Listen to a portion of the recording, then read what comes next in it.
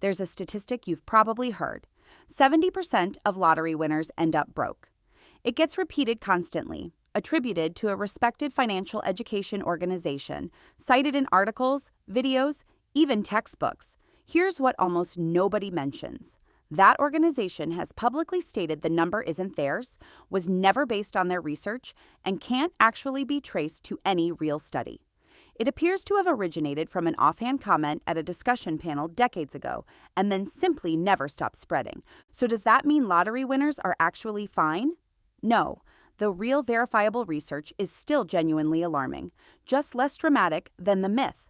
Florida's Lottery Commission separately found that winners of $50,000 or more were about twice as likely to file for bankruptcy as the general population.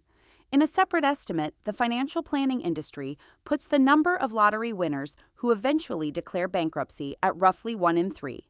Neither number is 70%, but both are still dramatically, measurably worse than winning nothing at all, which is the part that should actually surprise you. Because these are people who, by definition, started with more money than almost anyone reading this ever will. Let's start with a man who didn't even buy his own winning ticket. In 1988, William Post had exactly $2.46 to his name. His landlady, who he was also occasionally dating, pawned a ring, took the $40 she got for it, and bought a stack of lottery tickets on his behalf. One of them hit for $16.2 million. You'd think that's where the story ends. Happily. It's actually where it begins. Within 3 months, Post was $500,000 in debt. Within a year, he'd bought a 16-room mansion. And the same landlady who'd bought that lucky ticket was suing him for a third of the winnings. Here's why it didn't stop there.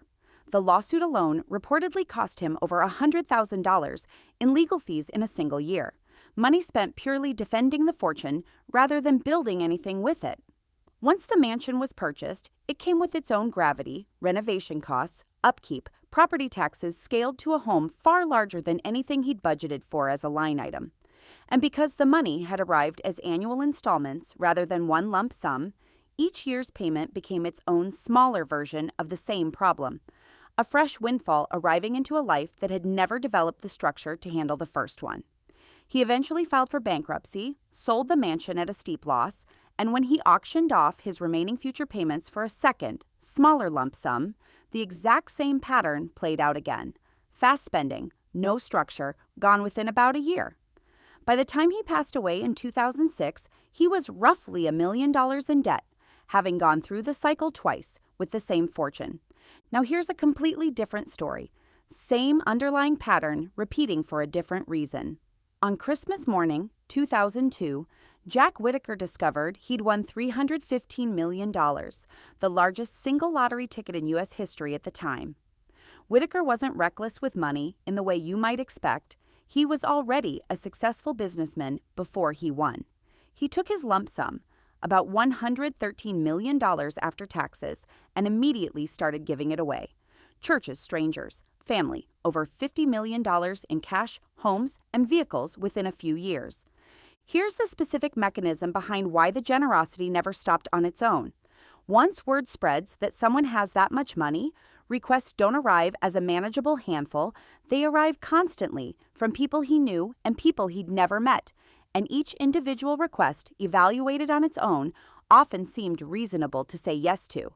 Without a predetermined total decided in advance, there was no natural stopping point, no moment where the answer became, "No, I've already given what I planned to give," because no such plan existed.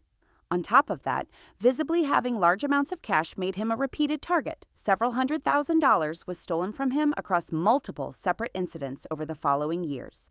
Money that had to be replaced or written off rather than invested.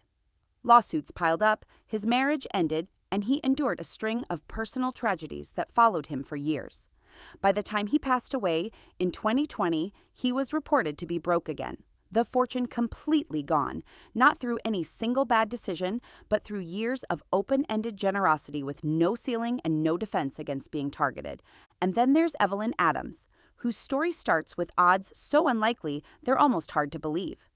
In 1985, she won the New Jersey lottery. 4 months later, she won it again, $5.4 million combined, becoming the state's first ever two-time winner. She used some of the money to buy the convenience store, where she used to work behind the counter, set money aside for her daughter's education, paid off debts, a responsible start by most measures. Here's why it didn't stay that way. Both prizes were paid out as annual installments rather than a single lump sum, which meant a version of the original windfall kept arriving every year, each one a fresh opportunity for the same untested spending pattern to repeat. Frequent trips to Atlantic City became a recurring drain rather than a one-time indulgence, and gambling losses, generally speaking, tend to invite exactly the kind of chasing behavior that risks even more money trying to win back what's already gone. Layered on top of that, loans to friends and family that rarely got repaid meant money was leaving the household in a direction that felt generous in the moment, but created no return and no accountability. Over years, not months, the combination of a recurring annual windfall, an ongoing gambling habit, and money quietly lent away without expectation of repayment slowly ate through the fortune. She eventually lost nearly all of it, later reflecting that she'd won something people call the American dream, and then watched it slip away. 3 completely different people. 3 completely different specific reasons the money kept disappearing even after the first signs of trouble appeared, recurring legal costs, and a second cycle of unstructured spending for one, an absence of any giving ceiling combined with being repeatedly targeted for another, a recurring annual windfall feeding an existing gambling habit for the third. Here's the question worth sitting with for a second. What could possibly connect a Pennsylvania handyman, a West Virginia businessman, and a New Jersey convenience store clerk, 3 people with nothing else in common, whose fortunes all unraveled for 3 completely different specific reasons? It's not bad luck. It's not that lottery winners are somehow worse with money than the rest of us. It's a specific, well-documented psychological mechanism that has nothing to do with lottery tickets at all, and everything to do with how any of us treat money that arrives without being earned. I'm Ellie, and I make videos about the numbers behind the decisions everyone assumes are obvious, but usually aren't. If you've ever received a windfall, a bonus, an inheritance, a settlement, even a large tax refund, and watched it disappear faster than money you actually worked for, stick around, because by the end of this video, you'll understand exactly why that happens and what to do differently next time. Hit subscribe if that sounds useful. Let's get into it. Here's the thesis of this entire video. Money that arrives suddenly and without a plan gets processed by your brain differently than money you earn gradually. And that difference predictably leads to faster, less scrutinized spending, regardless of whether the amount is $300 million or $3,000. This is called, in behavioral economics, the found money effect, and it's distinct from the mental accounting problem I covered in an earlier video about emergency funds. That was about money getting silently divided up in your head. This is about money that arrives without ever being assigned to a category at all, and how that blank slate quality makes it dramatically easier to spend than income you had to work for. Here's the mechanism in plain terms. Earned income comes with built-in psychological friction. You know exactly how many hours it took, what it's already allocated toward, and what giving it up actually cost you in effort. Found money, a bonus, a windfall, lottery winnings, arrives with none of that friction attached. Your brain doesn't have a stored sense of what the money cost you to get, because in the most literal sense, it didn't cost you anything you can point to. This makes it feel less real. And money that feels less real gets spent faster, in larger single amounts, with less scrutiny per dollar than money that feels earned. Let's make this concrete with a realistic, smaller example, because you don't need millions of dollars for this pattern to apply. Meet Priya and Colin, both 36, both receiving an identical $50,000 inheritance from a relative within the same month. Same amount, same source, same emotional context, since both were also grieving a loss alongside the financial windfall, which matters, because grief and sudden money together create exactly the kind of emotional weight that makes careful thinking hardest precisely when it matters most. Colin treated the $50,000 as found money, in the specific psychological sense we just described.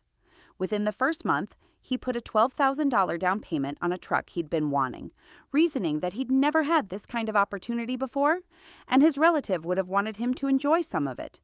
Within 3 months, he'd spent $18,000 on a home renovation project that had been sitting on a wish list for years, expanding partway through once the contractor pointed out a few additional upgrades that would only cost a little more.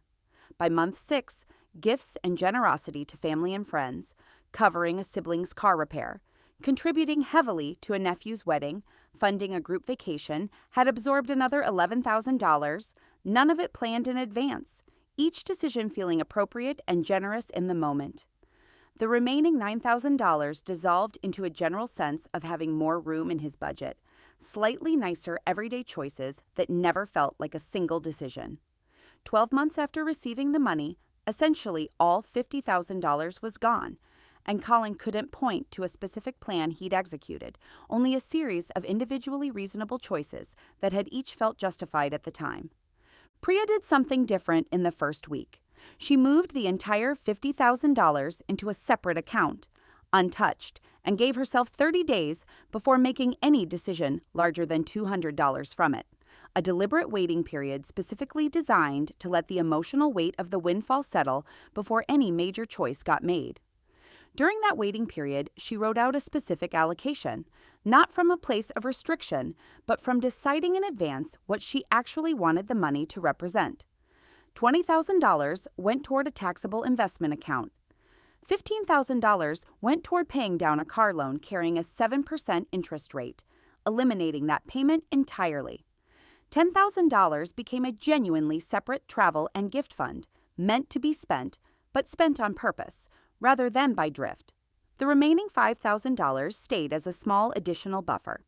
1 year later, Priya's $20,000 investment, using the same 8% assumed average annual return referenced in earlier videos, a conservative estimate between the market's long-term nominal and inflation-adjusted averages, had grown to $21,600. Her car loan was gone entirely. Freeing up an ongoing monthly payment, she immediately redirected into the same investment account.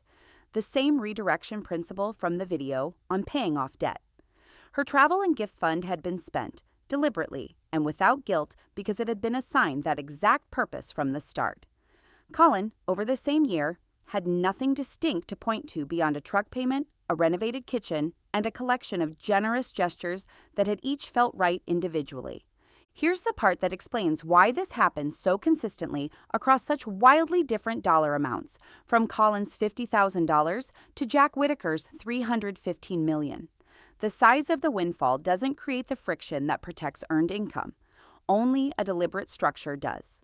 Priya's 30-day waiting period and specific allocation created exactly the kind of friction and intentionality that earned income has built in naturally. Colin's money had none of that friction, so it behaved exactly like found money always does, regardless of the fact that $50,000 is a meaningful, life-changing amount for almost anyone. So here's what to actually do if you ever receive a windfall of any size, an inheritance, a bonus, a settlement, even a smaller tax refund. First, move the full amount into a separate account immediately before making any decisions about it at all. Second, give yourself a genuine waiting period. 30 days is a reasonable default, during which nothing beyond routine, pre-existing expenses gets paid from that account. This isn't about distrust of yourself. It's about letting the emotional charge of sudden money settle before it influences a decision you'll live with far longer than the emotional spike itself lasts. Third, once the waiting period ends, write out a specific allocation across categories that matter to you. Investing, debt payoff, a genuinely separate discretionary fund if you want one, before spending a single dollar from the account for anything beyond that plan. This structure works precisely because it manufactures the same psychological friction that earned income has by default. It's not about being less generous, less spontaneous, or less willing to enjoy the money. Priya spent her travel and gift fund freely and without guilt, specifically because she'd assigned it that purpose deliberately, rather than discovering the spending had already happened by looking at a shrinking account balance months later. Whether it's $50,000 or $315 million, the pattern is identical. Money that arrives without a plan gets treated as less real, spent faster, and scrutinized less, and that pattern doesn't discriminate based on how much money is involved. The fix was never about the size of the windfall. It's about whether structure gets built before the spending starts or after the money is already gone. If this helped you think differently about how windfalls actually work, hit that like button and subscribe for more videos that run the numbers nobody else bothers to run.